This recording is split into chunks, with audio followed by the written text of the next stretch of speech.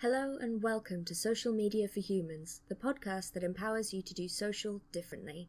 Your host, Alexis Bushnell, and her guests discuss their experience of social media as business owners, users, and ultimately humans, with insights and advice to help you find an effective and ethical strategy that works for you.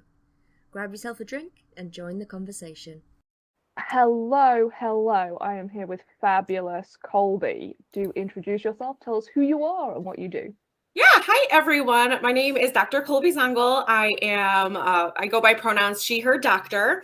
I am a sexologist and a doctor of human sexuality studies. So basically the work that I do is helping people have closer relationships and better sex.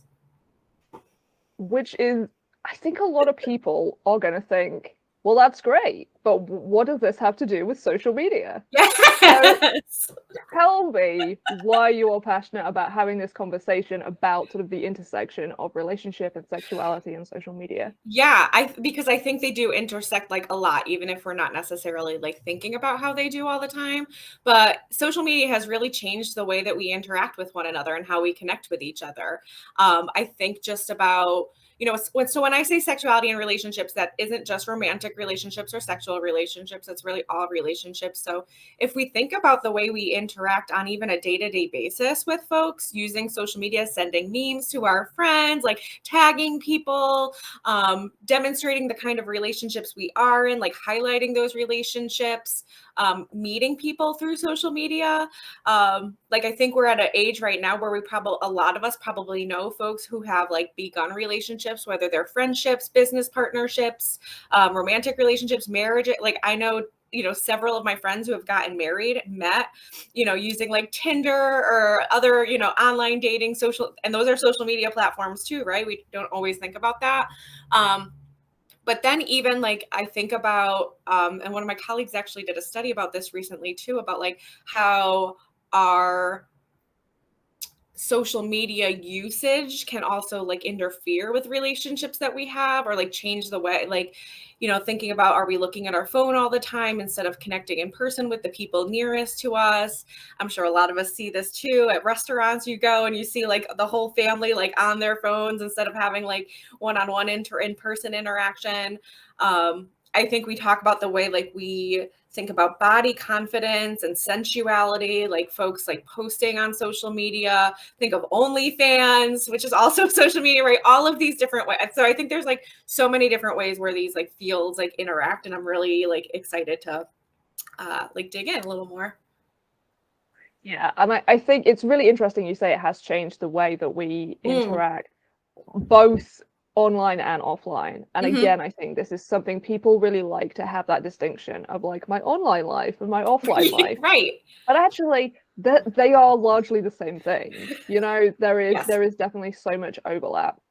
What have you and your colleagues sort of seen as the negatives and the difficulties that are coming up more and more now that are largely because of social media? Yeah, well, kind of in the example I gave, just like digging deeper a little bit into that, like and I think technology itself like does things to our brain that there's almost this draw, this, people, I don't want to call it an addiction, but I know people like think about it as an addiction. Like we wake up, we're reaching for our phones. A lot of folks I know are less comfortable like with boredom or with just like not sitting, like not looking at something, not scrolling. I'll like out myself a little. I find myself using it a little bit as a like a virtual escape a little bit. I know there are times I know I like if I'm having conflict like with my husband, sometimes I'll like just to like feel like I'm not in the room anymore, like because there's like tension in the air, there's energy, so I'll even just like let me scroll to get out of here is kind of like how I feel. Or so I think, again, if we're thinking about people like sitting down and in these circumstances where they used to be having interaction with the people in the physical space with them, are feeling drawn to be interacting with other folks like online versus the people in the physical space. And I think, I don't think that feels good for any of us, right? Especially if like, I think of it like, Alexis, if I were here like looking at you or having a video chat right now, and instead of like talking to me, you were like scrolling on your phone, like what is the message that's sending to me? That's sending the message that like I'm not important, what I have to say isn't important, you're not interested, there's something better on my screen than there is here. Because like my background is in communication, and so things like that, like nonverbals are always sending messages even when we're not doing it on purpose. So like again, like I wish I were doing this other thing, or my phone is more important, more interesting than you, the person who's sitting here. So I think those are some of the like challenges that I see come up a lot, and how like, and that's more technology, but I think a lot of it's usually like if we're picking up our phones is to kind of like, interact on social media. Yeah.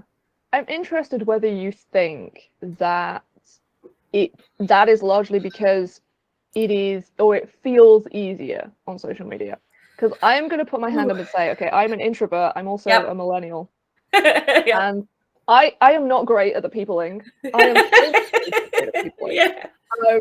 And I find it a lot easier to connect to people online than in person. Yep. So I am interested as to whether that's kind of maybe what is going on when people are, whether they are in conflict and they're like, I don't know how to deal with this, I need to get away, or whether it's just, I'm having a conversation with you, but I don't really know how to do that, so I'm gonna scroll on social media because I know how to do that. Like, is that what's happening, or is there other things to it? Yeah, I mean, I definitely think that's part of it for sure, if not like most of it. I think, but I think, and this is where it's always hard for me to think about it as like a bad thing or a good thing, because that's also like one of the like benefits I think of social media. There are folks who maybe don't thrive in like in-person social situations and have really been able to kind of, like you said, like connect with other folks maybe through in a way that feels more comfortable, that feels easier. I think too, like when it comes to sexuality, I think about folks are able to like fantasize and experiment in a way, like I know friends who will like post things on social media, whether it's like pictures of themselves, their body, they will just act more they feel more confident on the web than they do like in real life, but that sometimes can translate. So I guess like, yeah, that is an excellent like reason or, way. And I think it just goes, I will always talk about how like we can always be practicing and like getting better at our relational skills, at our communication skills. Because I would almost say the same thing. Like, I like that you mentioned the millennial thing, and a lot of us are working from home nowadays. So I also think that we can talk to other generations, like the boomers, who are probably more comfortable in person and are less comfortable online, and who are forced into this virtual space a lot because of the pandemic.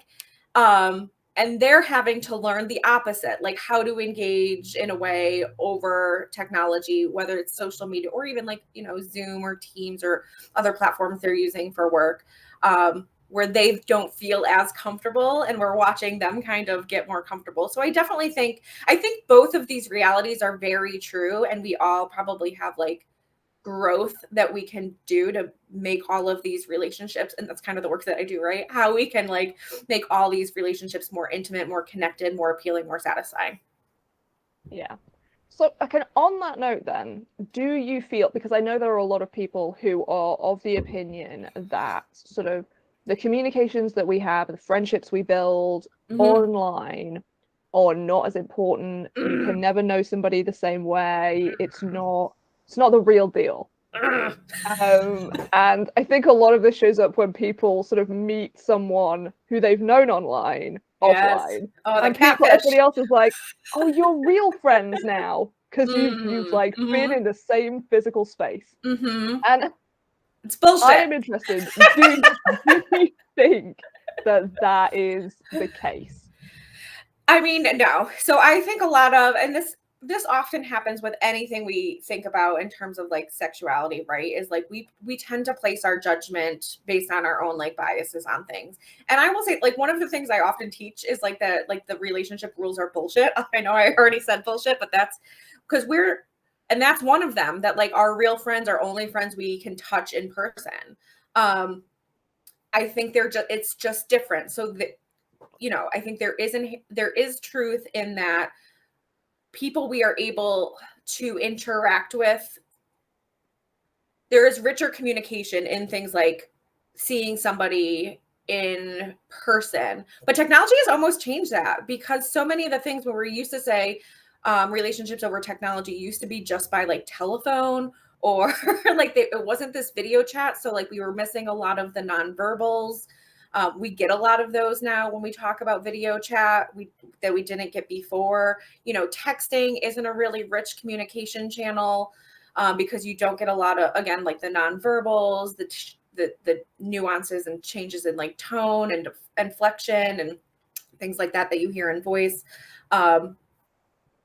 But that doesn't mean that these relationships, like the things that we think about that build trust and intimacy, aren't real. That is complete bullshit. They are different potentially, but that doesn't make them any less real. Research has actually shown that, like you were saying, like a lot of folks who like might identify as introverted, like actually feel more comfortable, like self-disclosing, like having more intimate, deeper connections and like conversations. Self-disclosure and vulnerability is like key to building like intimacy and trust and things like that in relationships. So like if there are folks who are more comfortable doing that stuff online or like through social media, then that's not a bad thing. That's a benefit of social. Again, like I don't want to think social media is bad or good. Like that's a benefit of it. And I just think it means like friendships are different. But like I was actually, and I think I was like mentioning actually on like a like Instagram live I did recently too, like I'm sure we're all able to connect with folks who live further away more often because of social media than I was 10, like these are friends I maybe made 10, 15 years ago when social media wasn't as like a part of our daily lives. And I'm actually connecting and communicating with them more now than I was when we were like living closer together. So that's fucking cool. I forgot to ask if I can swear. I'm swearing. I think I'm okay to swear. Okay, good. I'm swearing. But yeah, so yes, I don't know if that answered your question. Yeah, that you know, I appreciate that, because like basically all of my sort of best friends are people I met online. Yeah. And most of them I have then sort of met up with in person. But yeah, the whole relationship was built online. And it continues online. I was going to say, I think a little bit, again, it's like potentially like a generational thing for sure, which is like both annoying and understandable because we all interpret the world based on our own unique experience. So again, if this isn't something that somebody, like if I was never like familiar with establishing and building a relationship with someone over the internet or through social media, I might not be able to like empathize or understand like how that can be true. But that doesn't mean it can't be true for other people. Mm. I will say, I read a really interesting article, it was a while ago now, but it was about how we no longer need terms like be right back. And we used to have be okay, because you had to get off the internet because somebody had to make a phone call. And it was a really interesting piece about how that has changed our expectation of relationships too. Because now we are used to the immediacy. If we send a message, we expect somebody to respond straight away. And also we expect them to have seen our social media posts. We expect them to know what is going on. And I sense that is probably a negative of media and how that connection has sort of happened. Yeah. This one feels like really near and dear to my heart because I feel like one of the things I am very I'm an advocate for is like boundaries around media use just in general, and boundaries around everything in general. I'll tell you, I also identify as an introvert, so like part of me as an introvert is also like I need my time alone. Like please do not bother me. I like the do not disturb button on my phone is like my best friend. And I think that's just something I agree that there's almost this like cultural shift, like everyone's online all the time. And I think this is just part of like communication and media literacy and like understanding that actually I don't think like any form of digital communication, except for like right now, I guess it is immediate. Like that's like, and that's kind of the beauty about it, at least in my opinion, as an introvert. Like I can send you this text message, but again, like that falls on me to not have the expectation that you're going to see it right away, because and we talked a little earlier about like everything sends a message, even if it's not an intentional message. So like if I send a text message and someone doesn't answer me right away, I'm probably making a story in my head about why that is. Like, do they not like me? Are they mad at me? Are they pissed about what I said in the text message? Or like the social media post, like, why didn't they like it? Like, did they? And that's shit we have to like work on, I think, as individuals, right? Because we are making up that script, because the fact that social media isn't this like immediately dynamic form of communication, unless you're doing like, again, like if you're calling someone an Instagram video or something like this right now is like immediate. But if you're posting something, if you're commenting on something, if you're liking something, if you're messaging somebody, those aren't immediate and dynamic forms of communication. So understanding when we send them, like the person on the receiving end of those really gets to make the choice about how and when they interact with it, which it makes it great. I think, again, this is like a benefit of it, but it's up to us to like learn and understand that in a way that doesn't cause, I think, like distress or like confusion on our end. And for what it's worth, I'm also like definitely an advocate of like spending time by yourself in some capacity or another to get to know yourself. So like taking a break from interaction in general, whether it's in person or via social media, I just think it's a really important part of our human experience. Yeah, I'm also I like a bit of alone time. Just like turn everything off, lie in a darkened room alone quietly. Bliss. Yes. One thing that is really in the news at the moment and like a hot topic is sort of body image, especially around Instagram. So have you seen, I guess, yes, but have you seen a change in how people are experiencing their bodies, what they feel about them and that kind of thing with the rise of Instagram? Yeah, for sure. And I think this is also one of those things that if you can look at it at like as a positive light or a negative light, but it's just a light. So we can kind of explore it, without that kind of moral judgment necessarily. But yes, so obviously I'm sure like thinking about Instagram, we know about like Insta models. There is a lot of like face tuning and other sort of, like photoshopping.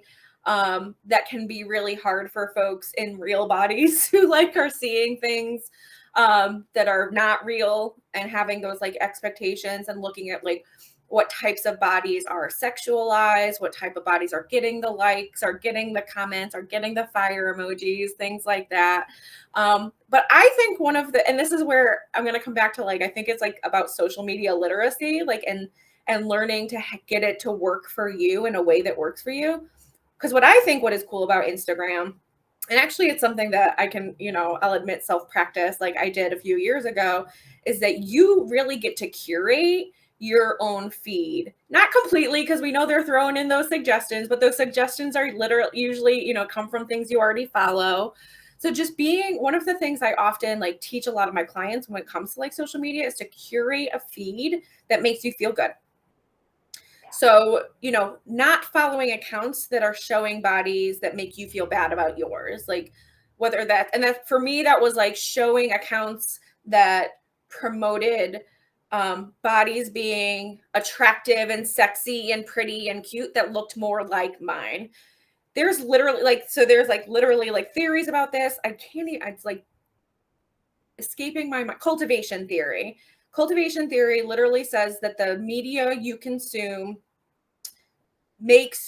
leads your brain to believe that that's what real life is like, right? So the more you're consuming media that makes you feel self-conscious, less worthy, less valuable, the more you're going to start to believe that that's true in real real life. And but because we have control over that feed, we have control over that curation. That part about it is really cool to me, because then you can like, oh no, like my body is normal, my body is sexy, my body is attractive. And that part I think about it is like super, super cool. Yeah. And again, like can allow yeah, I was just gonna say, and then can allow folks, like you said, like who might feel more comfortable, whether, and when I say showing their body, I don't necessarily mean in a way even if it's like nudity or anything like that, but just like having photos with their bodies in it. And whether that's in DMs or in like public posts or whatever, like we might feel better doing that on a camera to someone, you know, we are interacting with over social media than we might feel in person. But then that might also give us the self-confidence to also translate that to in person. And that's also really cool. Yeah. A place I see this a lot actually is with, I was going to say trans people. Largely I see it with trans women. Mm-hmm. So many trans women that I know and trans femme people they find so much empowerment in sharing selfies and photos of themselves on social media, because they have that community around them who are like, yes, you are beautiful. Mm-hmm. Yes, you're amazing. Yes, you're sexy. And that allows them the confidence to walk out the door in quote real life and go, this is who I am and I'm amazing. It doesn't matter what you say. And I think that is something that is really overlooked when we talk about sort of the body image issues. And there is absolutely problems with the fact that the Instagram algorithm and all algorithms, that they push more of what you want in quotation marks. Right, of course. And of course, if you are in a space where a lot of your friends, a lot of the important people who you're supposed to be following look a certain way, you get fed more of that. But there is also so much power in the fact, like you say, we can curate our feeds. You can choose to unfollow those people and follow body positive people and follow people who are posting photos that make you feel like, oh yeah, I can look sexy because they look like me and they look sexy. Right. And that is something that I really think you are right. We need education around that. And I think, for me, I think we need that education in schools of this is how you can control what you see on social media. Because a lot of it, I do think, is a lot of parents don't understand how social media actually works, and they can't offer that help to their kids when they are scrolling and just seeing all of these models. And nobody is saying to them, this is how it works, this is what you can do, and look, there are people out there who look like you, and people think that they're really hot and sexy and amazing, and like those people exist. Right.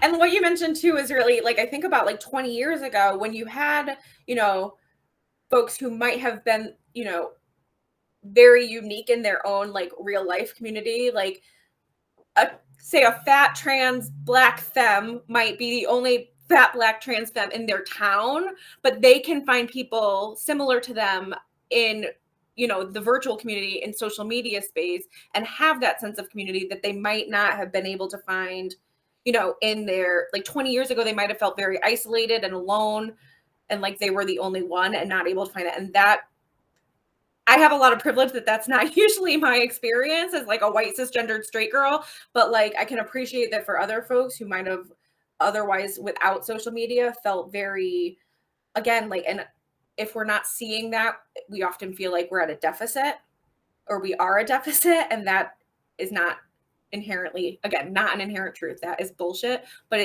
that's why representation matters, right? To be able to see folks like ourselves represented in ways that are revered and attractive and, like you said, sexy and hot and applauded. Yeah. I also kind of want to ask you how you feel, because you mentioned OnlyFans at the beginning, and like sexy Twitter is definitely a big thing. Yes. And there are some opinions, there are some hot takes about these things. So how do you feel? What do you think is the impact of things like OnlyFans and overtly sexual content, what is essentially pornography on Twitter and stuff like that. So I am pro porn, but I am pro knowing, like, again, I think it's about the like literacy, right? Porn is not education. Like, just like Disney movies are not education on how to have like a romantic relationship, like porn is not education on how to have like a sexual relationship.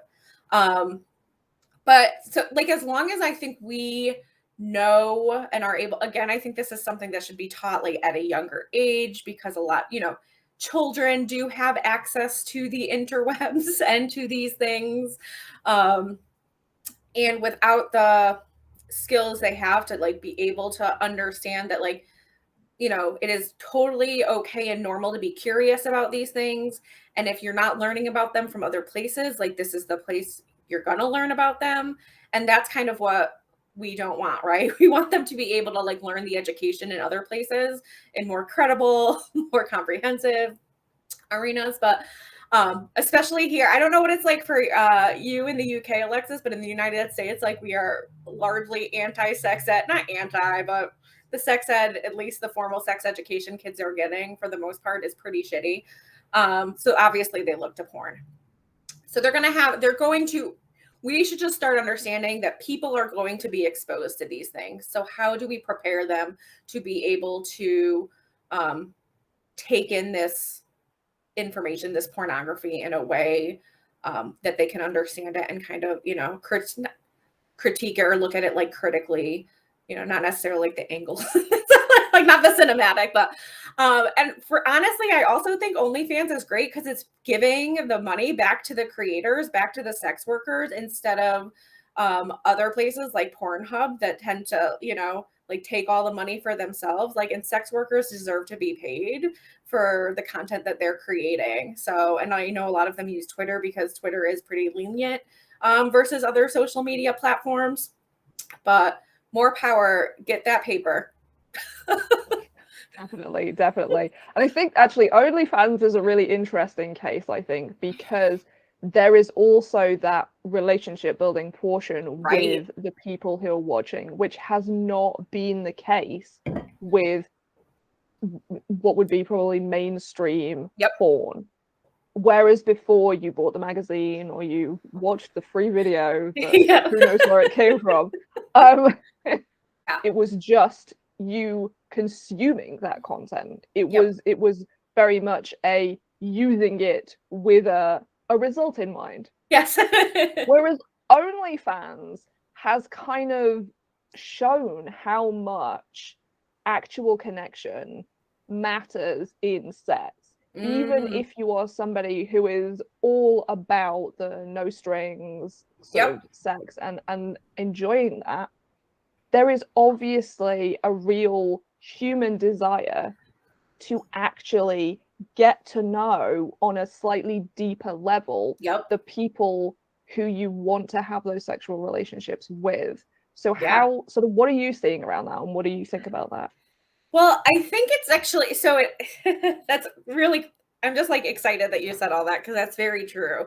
And super, so what I've seen a lot of too is it's really interesting on, like, it's almost teaching us, it can be a vehicle to teach us about sexual communication. So, so I am also going to like be very, I think we know that obviously the creators on OnlyFans, the sex workers on OnlyFans, like, are there to make money mostly. So they are probably, as part of any service related job, like, which we are also in a part, like, we want to give the customer what they want, right? So we're motivated by, building a business, building an empire, making money. So we're probably going to give the customer what they want. But like, so it's not exactly, I think, it's not like exactly translatable into like real life situations. But part of that is like really cool in like having folks be able to like describe what they want, identify what they want. I find in a lot of the clients I work with, and they're like real life sexual encounters, air quotes again, like that isn't something a lot of people feel really competent and comfortable doing. Like, I want to tell you what my fantasy is. I want to tell you what makes me feel good. I want to tell you what brings me pleasure, what I want to see, what I want, obviously OnlyFans is only like what you want to see, but like you're fantasizing about it too. Like, this is what I would like to imagine happening during a sexual encounter. So I almost feel like we could use like OnlyFans somehow to like teach that. And then again, if we're translating those skills, and I haven't seen any research about it, but I imagine like people that are consuming OnlyFans might also be able to translate some of those skills that they're learning by like that into the interactions they're having off camera or offline, if that makes sense. Yeah. Ooh, someone should do that study if they haven't. That'd be really cool. I would also be really interested in a study of like people who consume porn from like traditional porn, if you like, the magazines, the videos, stuff like that, and their attitude to especially women and sex compared to people who are consuming OnlyFans style porn and building that relationship with creators. Because there is so much pushback about porn, so much. And I do understand that if you see like a surface level and you're like, well, people are watching this kind of porn and then they are doing these things non-consensually with people. Right. To people. No bueno. And I'm not sure that is as likely with places like OnlyFans, right, because of that communication and building that relationship with the sex workers. And so it frustrates me that there is so much pushback against places like OnlyFans. Obviously, OnlyFans did a really shitty thing recently. Yes. But as a concept, the idea of supporting individual sex workers, I feel like that is something we should all be getting behind, because teaching that, women and people who are interested in sex are not just a thing to be used, but actually a person with their own desires. And this is another thing we see through OnlyFans, is also that like people, the creators are creating stuff that they enjoy.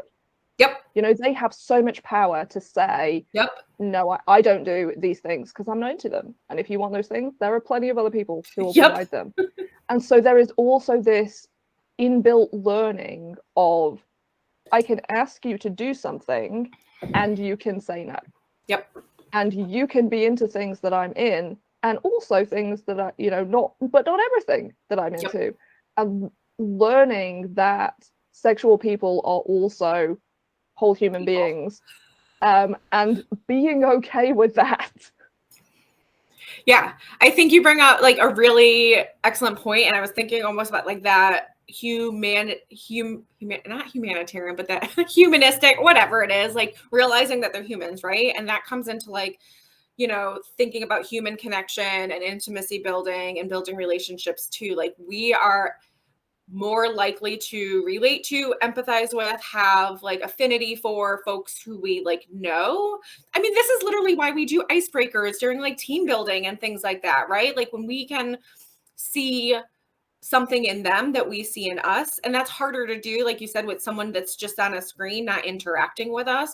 But if we know that Jillian, who's fingering herself in front of me, also has a cat and I have a cat, like, oh my God, like I wouldn't want anything. I am less likely to want anything bad to happen to Jillian right after that. Like, that's just the like dynamic way that humans like work and interact. So yeah, that would definitely be a cool. There was something else you mentioned that I was going to comment on because it was brilliant, but I can't remember it right now. So, okay. But to be fair, I will also say like we shouldn't even need OnlyFans, because sex workers should just be able to provide this content directly. But we obviously know that we live in a very sex negative society, so they are unable to get paid usually through other platforms and things like that. So thank God, I agree with you. OnlyFans did something shitty. We shouldn't even need OnlyFans. But that another time for Yes, absolutely. And I think that it frustrates me as well, because I think they are doing such an important service for like all the reasons that I've just mentioned. Right. And like we have such a problem generally with sex in society, and the communication around it, the taboo-ness of it, the idea that you can be sexual and still be anything else, Right. and the sort of Madonna whore complex that comes into play with that, and all of these things, and there is so much desire to go, the reason there is violence against women is because of porn, and I just don't think that that's true. The research actually shows that there's less violence in societies that have more access to porn than in societies where porn is harder to access. Wow. So, well, I do love some hard facts. I do love some proof. I don't have a citation on me, but yeah, it usually most of the research has shown that folks, like societies or like cultures that are more liberal in their, thinking and values about sex, tend to have less violence, less trauma, less victimization, less coercion, less non-consent, things like that. But it makes sense because, again, we're able to, like, usually if we're able to teach that sexual literacy, whatever that, that sexual intelligence, that emotional intelligence, those relational intelligence from the get-go, without being shy about talking about these issues, which we are, then we're able, it's not about the stuff, it's about us being able to digest and process and interact with the stuff, if that makes sense. Yeah.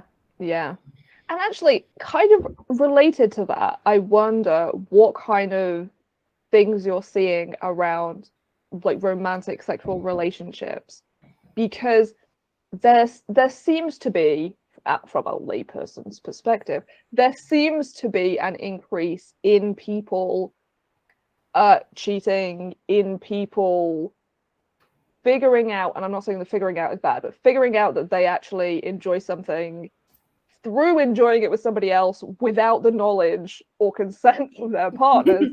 And while it's great that we have access to that, I do wonder if that is creating a lot more sort of relationship issues for committed relationships.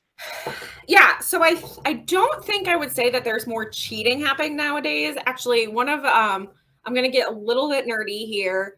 And I know that I'm going to obviously focus on stuff from the United States, but obviously it's where I am. So that's what most of the stuff I've studied.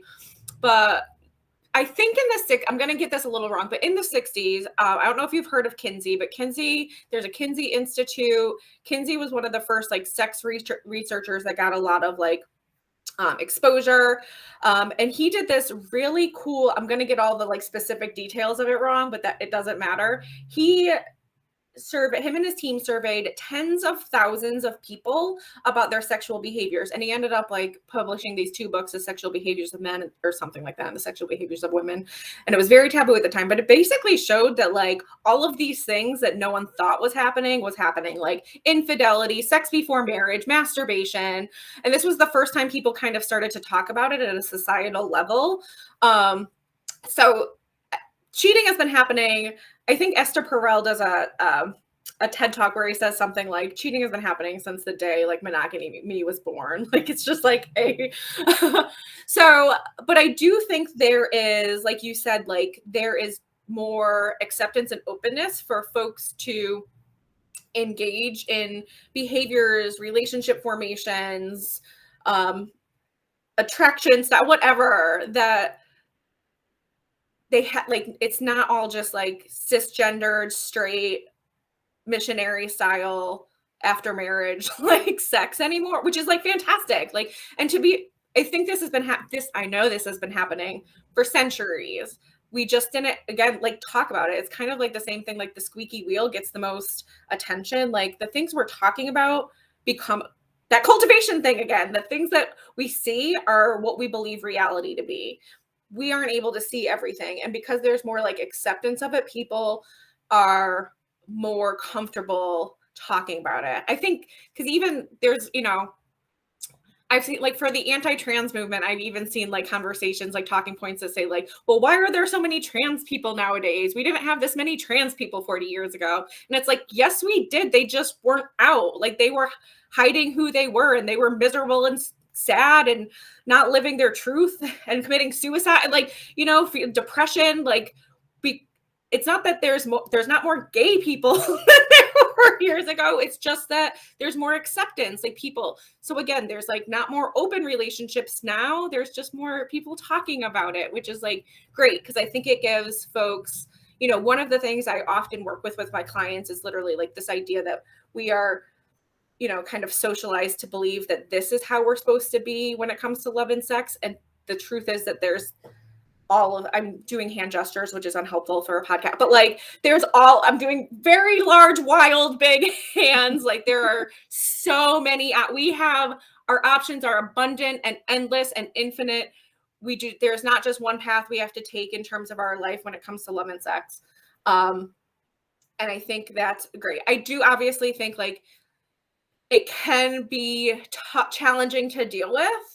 If you're in a relationship, you know, and a committed relationship, and a partner comes to you and says like, hey, by the way, I did this thing, but that's still like relational literacy, that relational intelligence. Like, don't do shit that's outside of the, you know, agreements of your relationship. Like, that's shitty no matter what it is. That's shitty if it's like spending $1,500 on a new pair of shoes, and it's shitty if it's fucking the guy down the street. Like, just don't sorry, do it. Like, you know, if you're having, again, because the world is like more open, I think, and more accepting these days, which is great. Like, if you're having desires that are outside the context of your relationship, almost like with the OnlyFans, right? Like, are you not into these things? I'd really like to try these things. How do we navigate that in a way that feels comfortable? Maybe uncomfortable. Not always comfortable, but like at least respectful and consensual. Sometimes that's discomfort. Discomfort is where we grow. Discomfort is where we learn. Discomfort is different than non-consent, just to be clear. But how can we navigate this together because we've decided that we're a committed partnership? How can we navigate this together so we're both happy? Yeah. No, that's really interesting. And it's also coming back to the point you were saying about like what we see is what we assume is just what everyone's doing. Because I've had so many conversations recently with like monogamous friends who are like, well, I mean, sure, yeah, polyamory is fine, but like not everybody's polyamorous. And the conversation I always come back to is like, yeah, it's not for everybody, but a lot of people just haven't considered it. A lot of people just don't actually understand how it works. Right. And they have just fallen into this, you know, marriage, right, kids, one man, right, one woman, picket right, fence, dog, right, you know. And so it wasn't an option given to them. Exactly. And I think people are terrified to change their mind. I think is some of what it is. It's this like, if I consider polyamory, if I you know, even as a far distant concept, as like, this is a relationship structure that people have. Yep. It's terrifying for people, I think, to then, what if that's the relationship structure I want? Because right, then you have to have the communication, then you have to have the discussion, and then you're the weird one in your neighborhood who's polyamorous. Right. I do think that is a lot of the problem with not just relationship structure, but with everything like that. It is, we are scared to be different. And if we think about it and realize that actually maybe that is what we want, then we're different.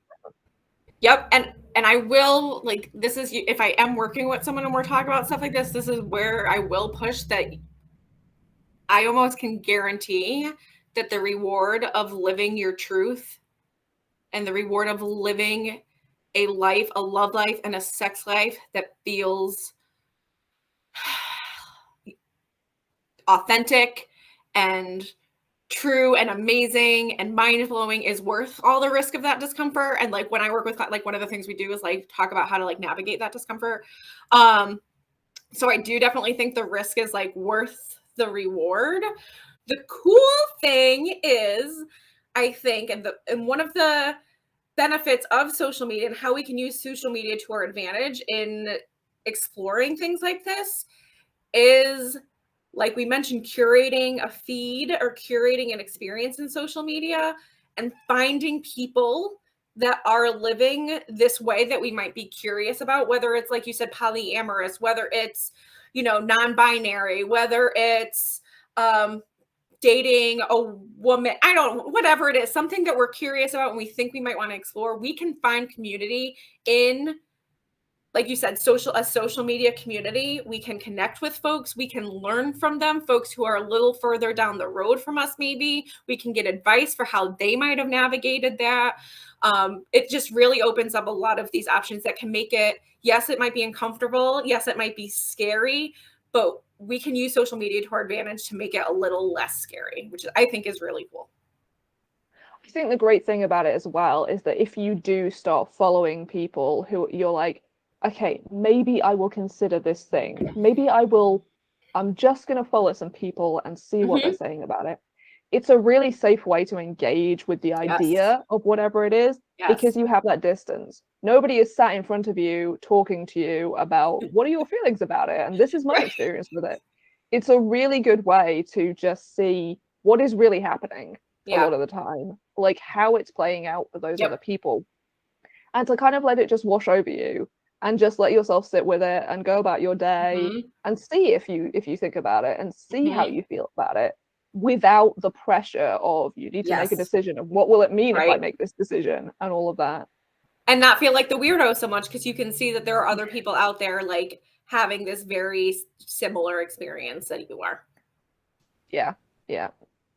And so kind of tangentially related to that is also the issue of the censorship on social media. And because, I mean, aside from Twitter, obviously Twitter is just a free-for-all, but especially Instagram, very, very big on the censorship of specific types of naked bodies. Do you think, and this is kind of a big question, do you think that there should be any form of censorship of nudity? I guess if you were designing the censorship media situation, what would that look like for you? Oh, that's a tough question. I don't know if I'm gonna be able to answer it all the way without spending some time thinking about it. But I mean, in general, I'm usually like anti-censorship, especially like because bodies are normal, like even naked body, like everyone has one. Like, can we free the nipple? Like, what the hell is with like just nipples on women presenting people being like not like it? That just, it's so crazy to me. And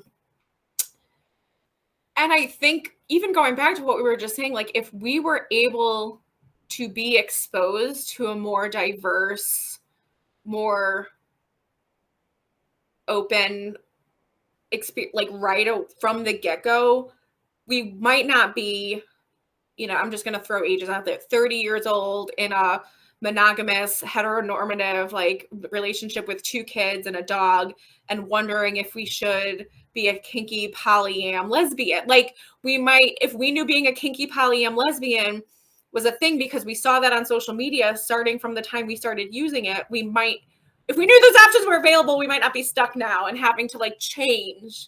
We might have had the opportunity to just like become what we were supposed to be all along. And people, like, I also want to like be very clear, like people do change over time. So like I might at 30 be a cisgender heterosexual monogamous person, and that might be my truth. And then by 40, I might be a kinky polyamorous lesbian. So like that's cool too. Like sexuality is not static, it changes over time.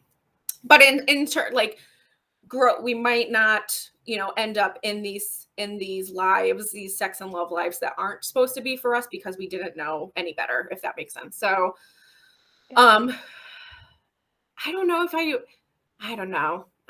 would do any censor. I obviously don't want people like being able to go live and murder sex workers and be showing that to people, because there's also a lot of shit stuff out there, right? Like we don't want people, but also like, who am I to make those decisions? That feels, Alexis, you gave me too much power. I don't want to do it. Do you think, I have another big question for you then.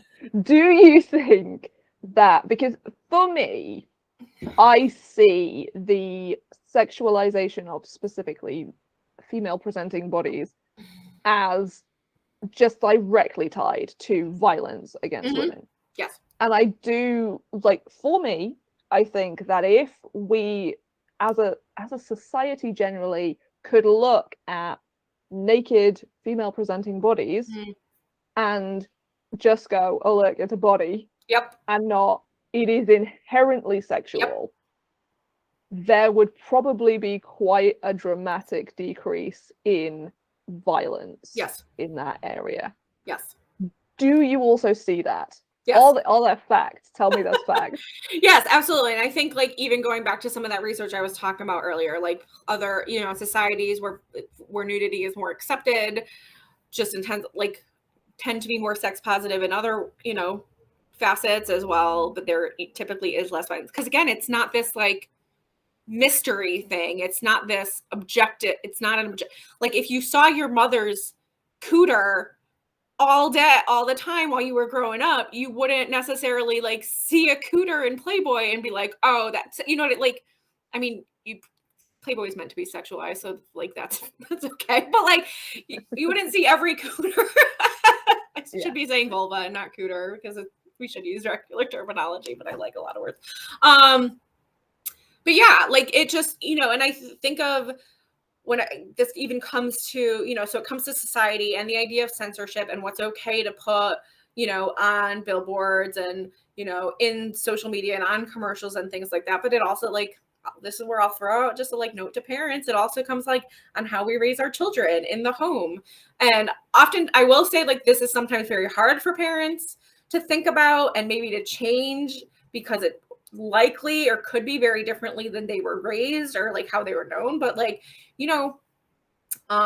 even like I think about like some of my friends that'll be like, oh, well, the daughter can't shower with the dad. They have to shower with the mom and stuff like that. Like that's sending messages to children, even if we're not inherently sending the message, but what's dirty or what's like inappropriate or what's, you know what I mean, about someone with different genitals than yours. And then I think it's just, it can be, I think, there's just a lot to it, but yes, long story short, yes, I definitely agree with you. If we were more comfortable seeing femme bodies, women in all of their parts, then there would be less of a penchant for this like mystery objectifying.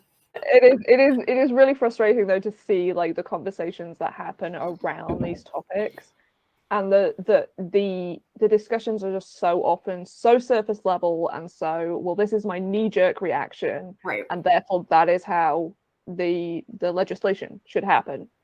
And there's no real digging. And we saw this, like, especially in the States, like we saw this very much with Sesta Foster. And nobody asked the sex workers. And right.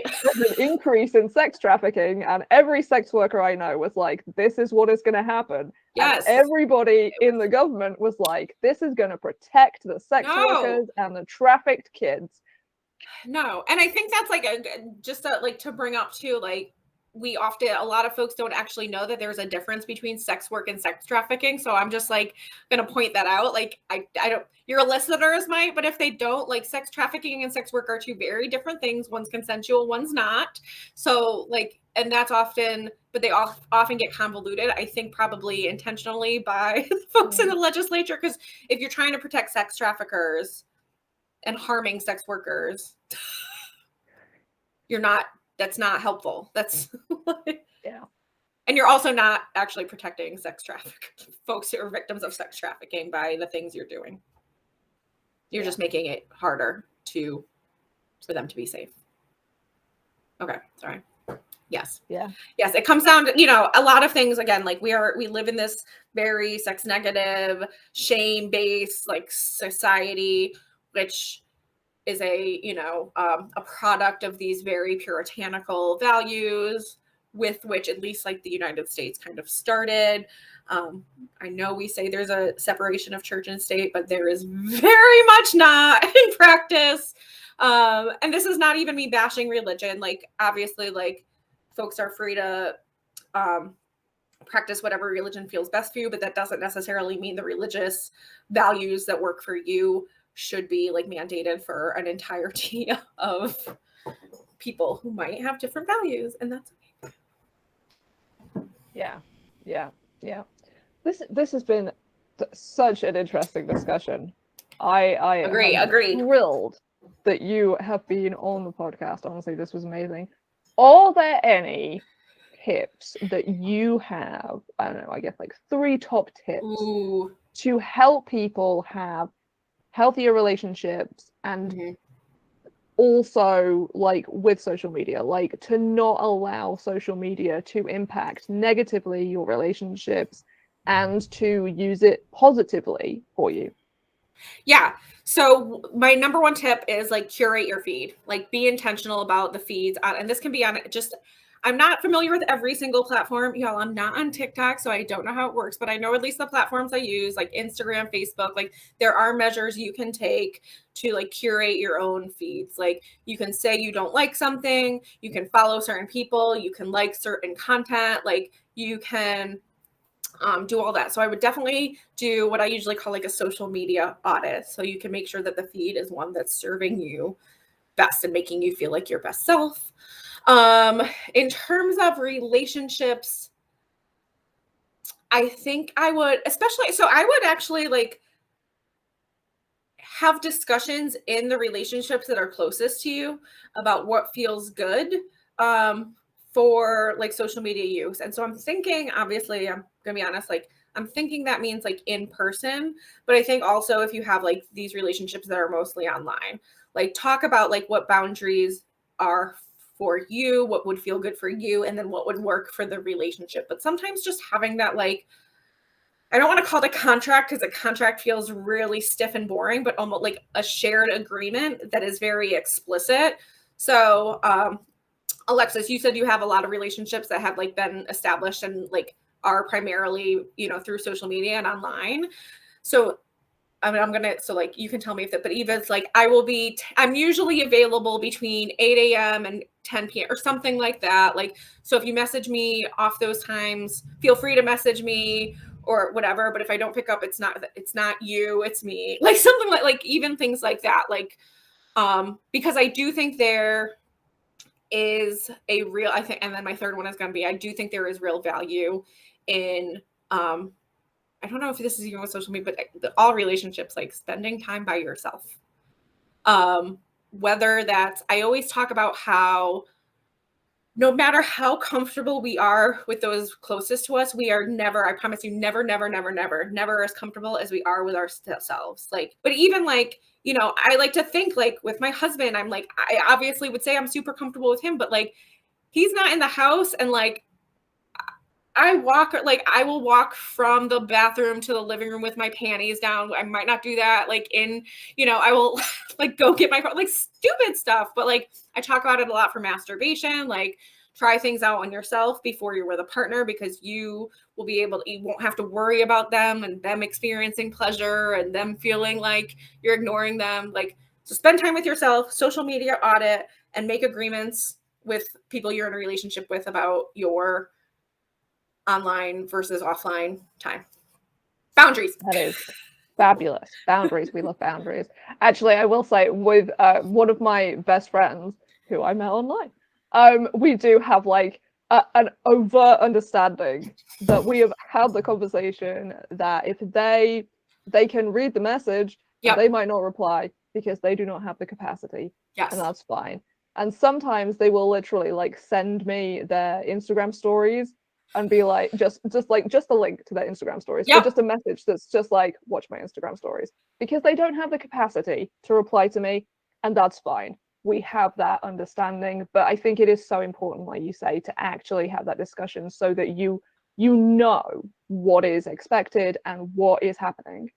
And it just saves so much. Honestly, it saves so much mental energy and anguish. Like, it sometimes feels really like weird and corny and cheesy to bring up, but the long-term result is like you're not sitting there every day, every week or whatever for months like, did they see that? Did I not see it? Do they not? Why haven't they reached out to me? I said I was sick on my Instagram story. Why haven't they offered to like send me soup on Postmate? Like, we won't have to do that. It's so nice. It's free. It's freeing.